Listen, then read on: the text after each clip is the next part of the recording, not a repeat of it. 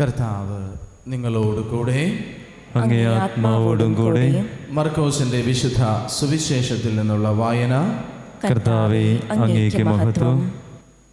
അധ്യായം 7, തിരുവചനങ്ങൾ 1 മുതൽ. അക്കാലത്ത് ഫരിസേയരും ജെറുസലേമിൽ നിന്ന് വന്ന ചില നിയമജ്ഞരും യേശുവിന് ചുറ്റും കൂടി. അവൻ്റെ ശിഷ്യന്മാരിൽ ചിലർ കൈ കഴുകി ശുദ്ധി വരുത്താതെ ഭക്ഷണം കഴിക്കുന്നത് അവർ കണ്ടു. പൂർവികരുടെ പാരമ്പര്യമനുസരിച്ച് ഫരിസേയരും യഹൂദരും കൈ കഴുകാതെ ഭക്ഷണം കഴിക്കാറില്ല. പൊതുസ്ഥലത്ത് നിന്ന് വരുമ്പോഴും ദേഹശുദ്ധി വരുത്താതെ അവർ ഭക്ഷണം കഴിക്കുകയില്ല. കോപ്പകളുടെയും കലങ്ങളുടെയും ഓട്ടുപാത്രങ്ങളുടെയും ക്ഷാളനം തുടങ്ങി മറ്റു പല പാരമ്പര്യങ്ങളും അവർ അനുഷ്ഠിച്ചു പോന്നു. ഫരിസേയരും നിയമജ്ഞരും അവനോട് ചോദിച്ചു, നിന്റെ ശിഷ്യന്മാർ പൂർവികരുടെ പാരമ്പര്യത്തിന് വിപരീതമായി അശുദ്ധമായ കൈകൊണ്ട് ഭക്ഷിക്കുന്നത് എന്ത്? അവൻ പറഞ്ഞു, കപടനാട്യക്കാരായ നിങ്ങളെക്കുറിച്ച് യേശയ്യ ശരിയായി തന്നെ പ്രവചിച്ചു. അവൻ എഴുതിയിരിക്കുന്നു, ഈ ജനം അധരങ്ങൾ കൊണ്ട് എന്നെ ബഹുമാനിക്കുന്നു, എന്നാൽ അവരുടെ ഹൃദയം എന്നിൽ നിന്ന് വളരെ ദൂരെയാണ്. വ്യർത്ഥമായി അവർ എന്നെ ആരാധിക്കുന്നു, മനുഷ്യരുടെ കൽപ്പനകൾ പ്രമാണങ്ങളായി പഠിപ്പിക്കുകയും ചെയ്യുന്നു. ദൈവത്തിൻ്റെ കൽപ്പന ഉപേക്ഷിച്ച് മനുഷ്യരുടെ പാരമ്പര്യം നിങ്ങൾ മുറുകെ പിടിക്കുന്നു. അവൻ തുടർന്നു, നിങ്ങളുടെ പാരമ്പര്യം പാലിക്കുവാൻ വേണ്ടി നിങ്ങൾ കൗശലപൂർവം ദൈവകൽപ്പന അവഗണിക്കുന്നു. എന്തെന്നാൽ നിന്റെ പിതാവിനെയും മാതാവിനെയും ബഹുമാനിക്കുക, പിതാവിനെയോ മാതാവിനെയോ ദുഷിച്ചു പറയുന്നവൻ മരിക്കട്ടെ എന്ന് മോശ പറഞ്ഞിട്ടുണ്ട്. എന്നാൽ ഒരുവൻ തൻ്റെ പിതാവിനോടോ മാതാവിനോടോ നിങ്ങൾക്ക് എന്നിൽ നിന്ന് ലഭിക്കേണ്ടത് ഖുർബാൻ, അതായത് വഴിപാട് ആണ് എന്ന് പറഞ്ഞാൽ മതി എന്ന് നിങ്ങൾ പറയുന്നു. പിന്നെ പിതാവിനോ മാതാവിനോ വേണ്ടി ഒന്നും ചെയ്യാൻ നിങ്ങൾ അവനെ ഒരിക്കലും അനുവദിക്കുന്നുമില്ല.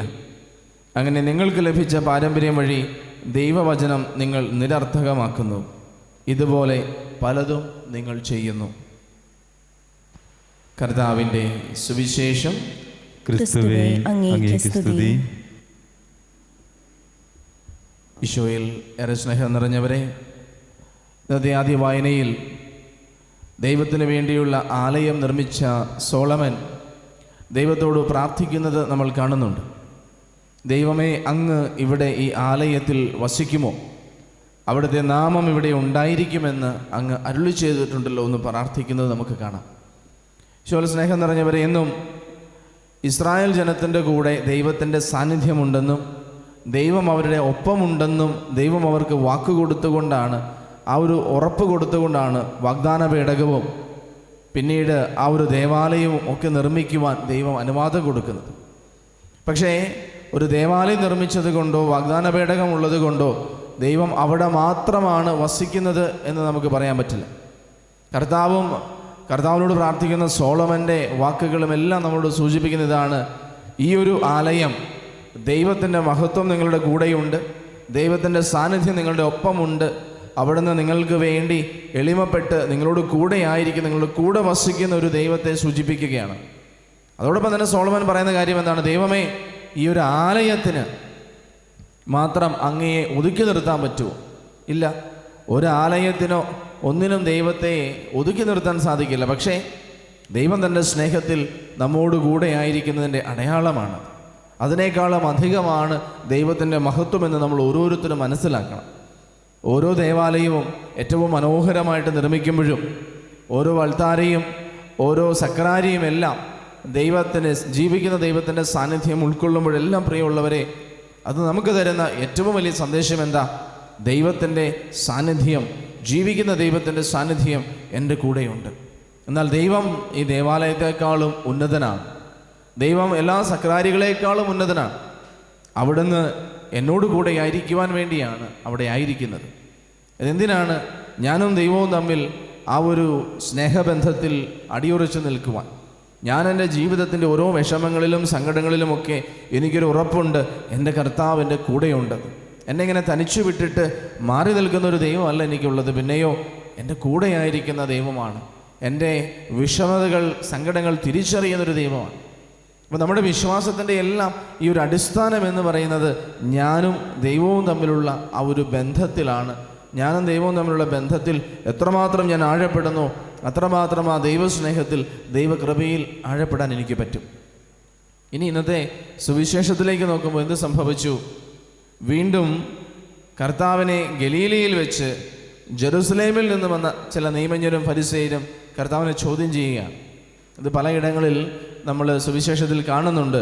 ജെറുസലേമിൽ നിന്ന് കർത്താവിൻ്റെ കുറ്റം കണ്ടുപിടിക്കാനായിട്ട് വന്നെത്തിച്ചേരുന്ന അവർ പലപ്പോഴും ശ്രദ്ധ വയ്ക്കുന്നത് ചെറിയ ചെറിയ കാര്യങ്ങളെക്കുറിച്ചുള്ള അനുഷ്ഠാനത്തിൻ്റെ അപാകതകളെക്കുറിച്ചൊക്കെയാണ്.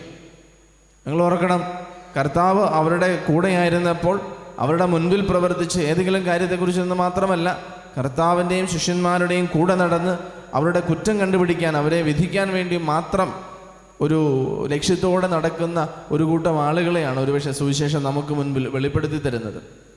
ഏറ്റവും ആത്യന്തികമായിട്ട് ഈ ഒരു സ്വഭാവം നമ്മുടെ ജീവിതത്തിൽ ഉണ്ടോ എന്ന് നമ്മൾ ചിന്തിക്കുന്നത് നല്ലതാണ്. ഏതൊരു കാര്യത്തിൻ്റെയും നെഗറ്റീവായിട്ടുള്ള ഒരു വശം മാത്രം ശ്രദ്ധിക്കുന്ന ഒരു മനോഭാവം. കർത്താവ് ഇതിനു മുമ്പ് അപ്പം വർദ്ധിപ്പിക്കുന്നത് അവർ കാണുന്നുണ്ട്. കർത്താവ് ഒത്തിരിയേറെ ആളുകളെ സുഖപ്പെടുത്തുന്നവർ കാണുന്നുണ്ട്. കർത്താവും അവിടുത്തെ ശിഷ്യന്മാരും ഒത്തിരിയിടങ്ങളിൽ നന്മ ചെയ്യുന്നത് അവർ കാണുന്നുണ്ട്. ഒരിക്കൽ പോലും കർത്താവ് ചെയ്ത നന്മയെക്കുറിച്ച് നല്ല ഒരു വാക്ക് അവർ പറയുന്നത് നമ്മൾ കാണുന്നില്ല. കർത്താവിൻ്റെ അടുക്കൽ വന്ന് നീ വളരെ നന്നായിട്ട് വചനം പഠിപ്പിക്കുന്നു, അതിൽ വളരെ നന്നായിട്ട് ആളുകളോട് ഇടപഴകുന്നു, അതിൽ ഒത്തിരിയേറെ ഞങ്ങൾക്കും പലർക്കും ചെയ്യാൻ പറ്റാത്ത പല കാര്യങ്ങളും നീ ചെയ്യുന്നു, അതൊക്കെ നല്ലതാണ് എന്നൊരു വാക്ക് പോലും പറയുന്നില്ല. പിന്നെയോ ജെറുസലേമിൽ നിന്ന് ഗലീലയിലേക്ക് വന്നിട്ട് കർത്താവിൻ്റെ ശിഷ്യന്മാർ കൈ കഴുകാതെ ഭക്ഷണം കഴിക്കുന്നത് എന്തുകൊണ്ടാണ് എന്നുള്ളൊരു അപവാദമാണ് അവർ ഉന്നയിക്കുന്നത്.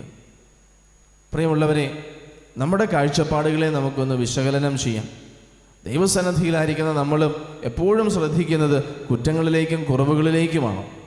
മറ്റുള്ളവരെ വിധിക്കുവാനും മറ്റുള്ളവരുടെ കുറ്റം കണ്ടെത്താനും അവരിലെ പോരായ്മകളെ ശ്രദ്ധിക്കുവാനും മാത്രം ശ്രദ്ധിക്കുന്ന നമ്മുടെ ജീവിതത്തിലെ തെറ്റുകളും പോരായ്മകളും വീഴ്ചകളുമൊക്കെ നമ്മൾ വിശകലനം ചെയ്യാറുണ്ടോ?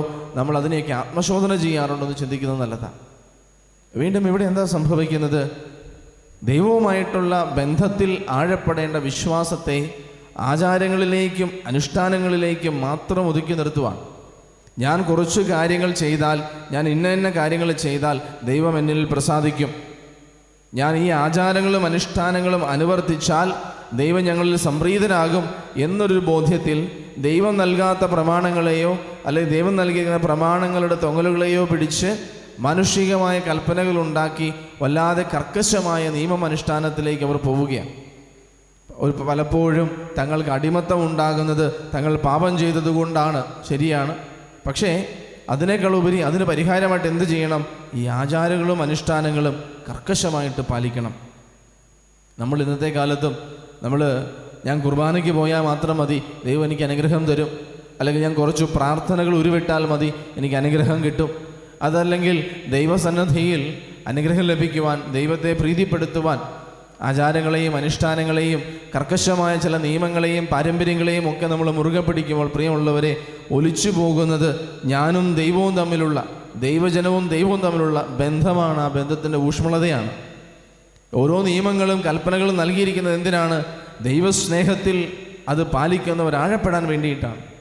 ഞാൻ കുർബാനയ്ക്ക് വന്നിട്ട് എൻ്റെ ഭവനത്തിലേക്ക് തിരിച്ചു ചെന്ന് കഴിയുമ്പോൾ ആ ഭവനത്തിൽ സ്നേഹവും ശാന്തതയും സമാധാനവും പാലിക്കാൻ പറ്റുന്നില്ലെങ്കിൽ, എൻ്റെ മാതാപിതാക്കളോടും ജീവിത പങ്കാളിയോടും മക്കളോടുമുള്ള എൻ്റെ ബന്ധം, എൻ്റെ കടമ, എൻ്റെ ഉത്തരവാദിത്തം, എൻ്റെ സ്നേഹം എനിക്ക് പാലിക്കാൻ പറ്റുന്നില്ലെങ്കിൽ, ഞാൻ കുർബാനയ്ക്ക് വന്നതുകൊണ്ട് മാത്രം എൻ്റെ ജീവിതത്തെ പൂർണ്ണമായിട്ടും എനിക്ക് അനുഗ്രഹദായകമാക്കാൻ പറ്റുമെന്ന് നമ്മൾ വിചാരിക്കുന്നുണ്ട്.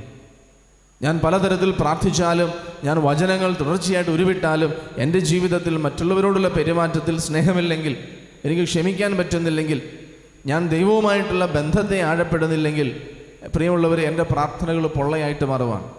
കർത്താവ് നമ്മളെ വാൺ ചെയ്യുന്നൊരു കാര്യം ഇതാണ്. നിങ്ങൾ ആചാരങ്ങൾ, അനുഷ്ഠാനങ്ങൾ, പ്രാർത്ഥനകളിലൊക്കെ നിങ്ങൾ ശ്രദ്ധിക്കേണ്ട രണ്ട് കാര്യം. ഒന്ന്, നിങ്ങളും ദൈവവും തമ്മിലുള്ള ബന്ധം. ഞാനും ദൈവവും തമ്മിലുള്ള ബന്ധത്തിൽ ഞാൻ ആഴപ്പെടണം. അതില്ലാത്ത പ്രാർത്ഥനകളും ആചാരങ്ങളും അനുഷ്ഠാനങ്ങളും ഒക്കെ പൊള്ളയാണ്.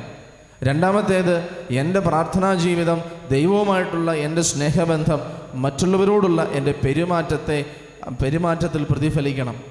ദൈവത്തോടുള്ള സ്നേഹബന്ധം സ്വാഭാവികമായിട്ടും മറ്റുള്ളവരെ സ്നേഹിക്കാൻ, മറ്റുള്ളവരോടുള്ള അടുത്തിടപഴകുമ്പോൾ അവരെ സഹായിക്കാൻ, മനസ്സിലാക്കുവാൻ, എല്ലാം മറന്ന് മറ്റുള്ളവർക്ക് വേണ്ടി ബലിയാകുവാനൊക്കെ ഞാൻ തയ്യാറാകാത്തിടത്ത് എൻ്റെ പ്രാർത്ഥനകൾ വീണ്ടും പൊള്ളയായിട്ട് മാറുവാണ്.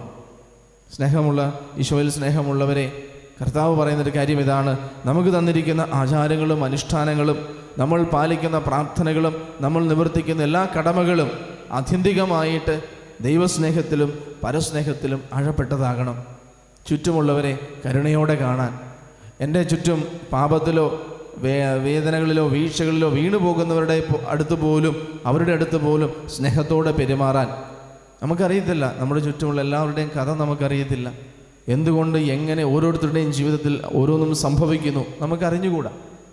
എന്നാൽ മറ്റുള്ളവരെ വിധിക്കുന്നതിനപ്പുറം കരുണയോടെ പെരുമാറാൻ, സ്നേഹത്തോടെ പെരുമാറാൻ നമുക്ക് സാധിക്കട്ടെ. എല്ലാ പ്രാർത്ഥനയുടെയും എല്ലാ ആചാരങ്ങളുടെയും എല്ലാ അനുഷ്ഠാനങ്ങളുടെയും അന്തസത്ത ഞാനും ദൈവവുമായിട്ടുള്ള സ്നേഹബന്ധത്തിൻ്റെ അടിത്തറയാണ്.